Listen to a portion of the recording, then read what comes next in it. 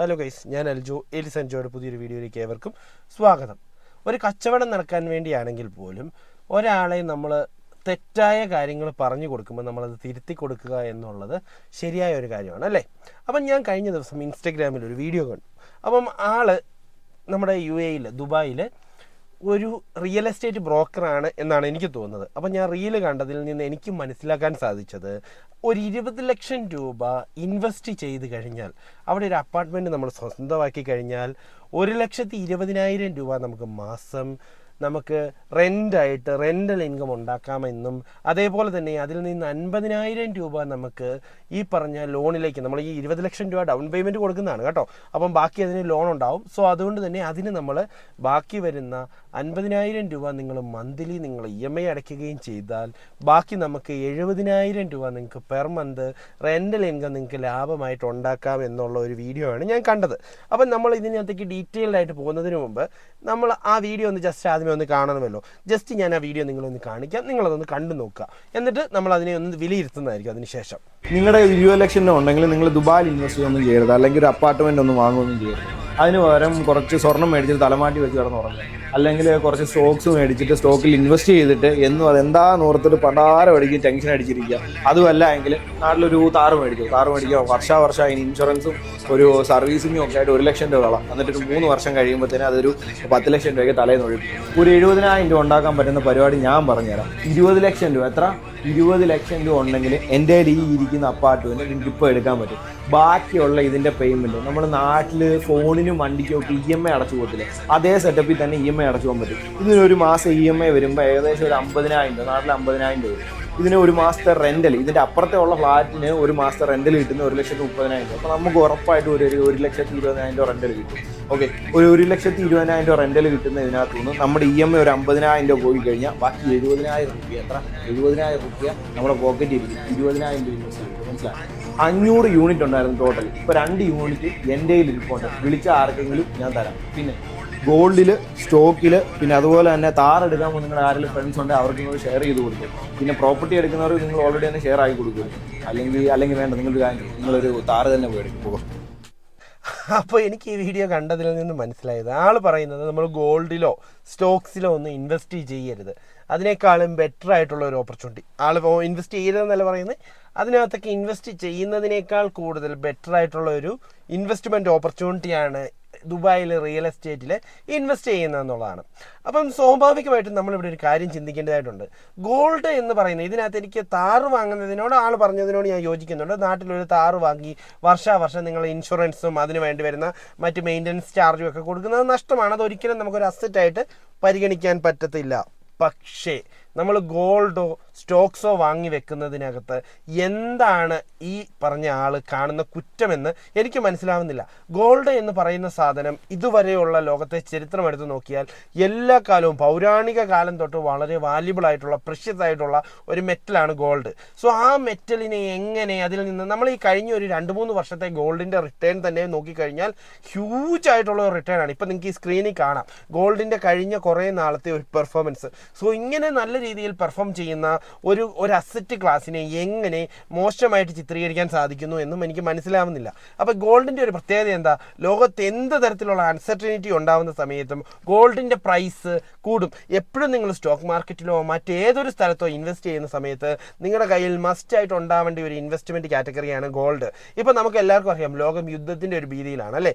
അതേപോലെ തന്നെ ലോകത്ത് പലതരത്തിലുള്ള ക്രൈസിസ് ഉണ്ട്. ഈ സമയത്തെല്ലാം ഗോൾഡ് എന്താണ് ചെയ്യുന്നത്? മറ്റ് അസറ്റ് ക്ലാസ്സുകളെല്ലാം താഴേക്ക് പോകുന്ന സമയത്ത് ഗോൾഡ് നല്ല രീതിയിൽ പെർഫോം ചെയ്യുന്നുണ്ട്. ഗോൾഡ് നല്ല രീതിയിൽ മുകളിലേക്ക് പോകും. ഇതിന് കാരണം എന്താണെന്ന് ചോദിച്ചു കഴിഞ്ഞാൽ, ഒരു യുദ്ധമോ അല്ലെങ്കിൽ നാട്ടിലൊരു വലിയ പ്രശ്നങ്ങളോ കാര്യങ്ങളോ ഉണ്ടാകുന്ന സമയത്ത് ഇൻവെസ്റ്റേഴ്സ് ആയിട്ടുള്ള ആളുകൾ സ്വാഭാവികമായിട്ടും ഗോൾഡ് ചൂസ് ചെയ്യാനുള്ള സാധ്യത കൂടുതലാണ്. സോ അതുകൊണ്ടാണ് നമ്മളെപ്പോഴും ഗോൾഡിൽ ഇൻവെസ്റ്റ് ചെയ്യണമെന്ന് പറയുന്നത്.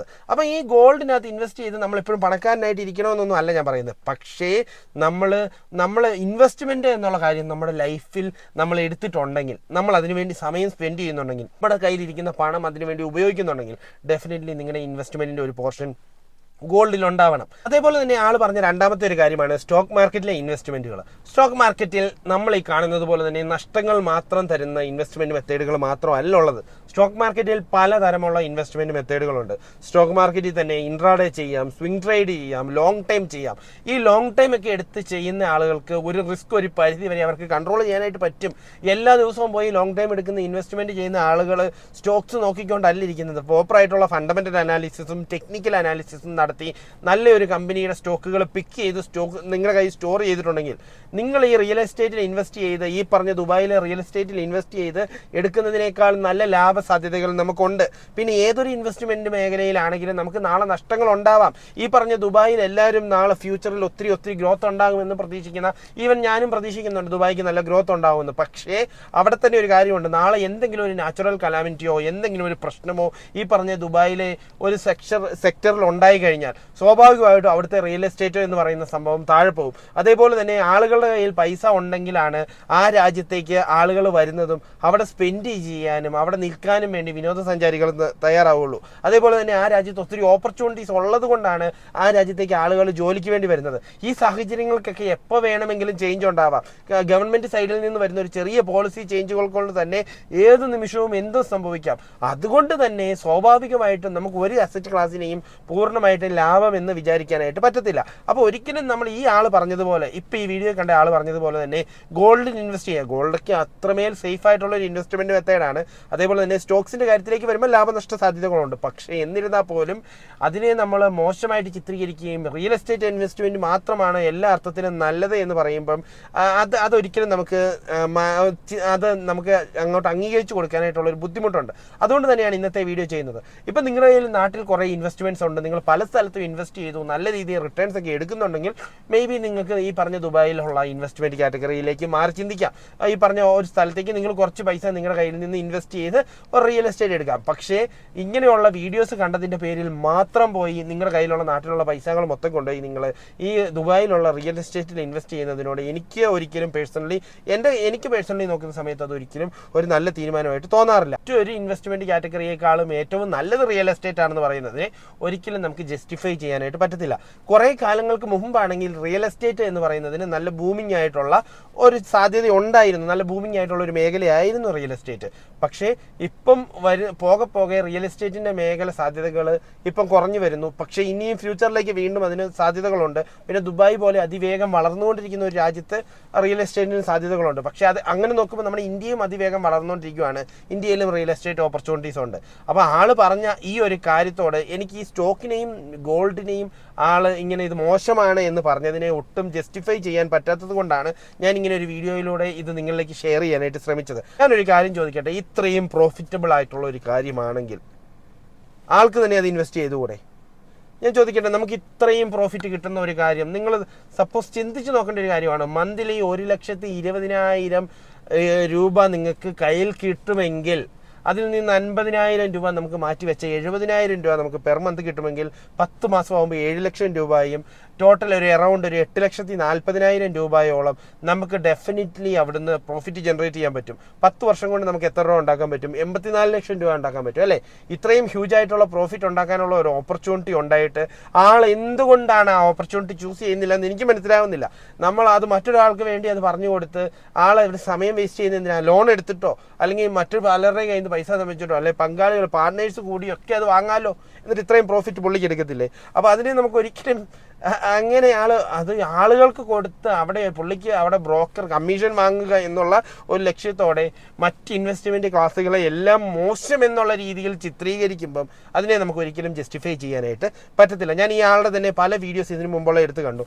എല്ലാത്തിനകത്തും മൊത്തത്തിൽ ഒരു നമുക്കൊരിക്കലും ജസ്റ്റിഫൈ ചെയ്യാൻ പറ്റാത്ത പല കാര്യങ്ങളും പല വീഡിയോസിലും കണ്ടു. അപ്പോൾ അതുകൊണ്ട് തന്നെയാണ് പറഞ്ഞത്, ഒരിക്കലും നമ്മൾ ഒരു ഇൻവെസ്റ്റ്മെന്റ് ക്ലാസ് മാത്രം നല്ലതാണ് എന്ന് പറയുകയും മറ്റുള്ളതെല്ലാം മോശമാണെന്ന് പറയുന്നത് അല്ലെങ്കിൽ അത് ഇത്രയും പോരാ എന്ന് പറയുന്ന ഒന്നും ഒരിക്കലും നമുക്ക് നല്ലതായിട്ടുള്ള കാര്യമല്ല. നല്ലപോലെ വെൽത്ത് ഉണ്ടാക്കാൻ ആഗ്രഹിക്കുന്ന ഒരാൾ, നല്ല രീതിയിൽ സമ്പന്നനാകാൻ ആഗ്രഹിക്കുന്ന ആൾ, അവരുടെ കയ്യിലുള്ള സമ്പത്ത് പല സ്ഥലങ്ങളിലായിട്ട് ഡൈവേഴ്സിഫൈ ചെയ്ത് എല്ലാം ഒരു ബക്കറ്റിൽ തന്നെ കൊണ്ടുപോയിടാതെ പല ബക്കറ്റുകളിലായിട്ട്, അതായത് പല സ്ഥലങ്ങളിലായിട്ട് ഇൻവെസ്റ്റ് ചെയ്യാനായിട്ട് ശ്രദ്ധിക്കുക. റിയൽ എസ്റ്റേറ്റ് ചെയ്യാം, ഗോൾഡിൽ ഇൻവെസ്റ്റ് ചെയ്യാം, സ്റ്റോക്ക് മാർക്കറ്റിൽ ഇൻവെസ്റ്റ് ചെയ്യാം, അതേപോലെ തന്നെ സേഫ് ആയിട്ടുള്ള കുറച്ച് പൈസ നിങ്ങൾ ഫിക്സഡ് ഡിപ്പോസിറ്റുകളിൽ ഇൻവെസ്റ്റ് ചെയ്യാം. ഇങ്ങനെ നിങ്ങൾക്ക് എന്തെങ്കിലും ബിസിനസ് ചെയ്യാൻ താല്പര്യമുണ്ടെങ്കിൽ കുറച്ച് പൈസ ബിസിനസ്സിൽ ഇൻവെസ്റ്റ് ചെയ്യാം. ഇങ്ങനെയുള്ള പല മേഖലകളിൽ ഇൻവെസ്റ്റ് ചെയ്ത് നമുക്ക് പ്രോഫിറ്റ്സ് ജനറേറ്റ് ചെയ്യാൻ പറ്റും. അല്ലാതെ ഒരു മേഖലയിൽ തന്നെ നിങ്ങളുടെ കയ്യിലുള്ള എല്ലാ പൈസയും കൊണ്ടുപോയിട്ടിട്ട് നിങ്ങൾ അത് ശരിയായ ഒരു നടപടിയാണെന്ന് എനിക്ക് പേഴ്സണലി തോന്നാറില്ല, അല്ലെങ്കിൽ തോന്നിയിട്ടില്ല. ഈ വീഡിയോയിൽ ഇത്രയേ ഉള്ളൂ. അപ്പോൾ നിങ്ങൾക്ക് ഈ വീഡിയോ ഇഷ്ടപ്പെട്ടു എന്ന് ഞാൻ വിചാരിക്കുന്നു. ഈ ഇഷ്ടപ്പെട്ടിട്ടുണ്ടെങ്കിൽ ഈ വീഡിയോ ഒന്ന് ലൈക്ക് ചെയ്യുക. ഇനി നമുക്ക് മറ്റൊരു വീഡിയോ ആയിട്ട് കണ്ടുമുട്ടുന്നത് വരെ ടേക്ക് കെയർ, ബൈ.